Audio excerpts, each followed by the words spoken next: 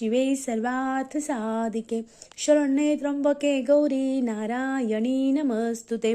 बघा मंडळी, शारदीय नवरात्राला सुरुवात होणार आहे। शारदीय नवरात्र म्हणजे आपण या 9 दिवस नवदुर्गेची पूजा करत असतो।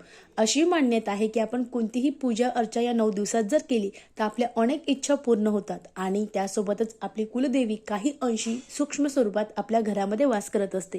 मग आता अनेक जण घरामध्ये घटस्थापना करतात, दुर्गा सप्तशतीचं पठण करतात। यासोबत सगळ्यात महत्त्वाचं म्हणजे अखंड दिवा लावत असतात। अखंड दिवा लावल्याने अशी मान्यता आहे की आपली जी कुलदेवी आहे तिचा अखंड वरदहस्त आपल्यावर राहतो। आपल्या जीवनातील दुःख, दारिद्र्य, भय, संकट नाहीसं होतं। मग त्यामुळे या 9 दिवसामध्ये आपण आपल्या कुलदेवीचं स्मरण करून जे अखंड दिवा आहे तो प्रज्वलित करत असतो।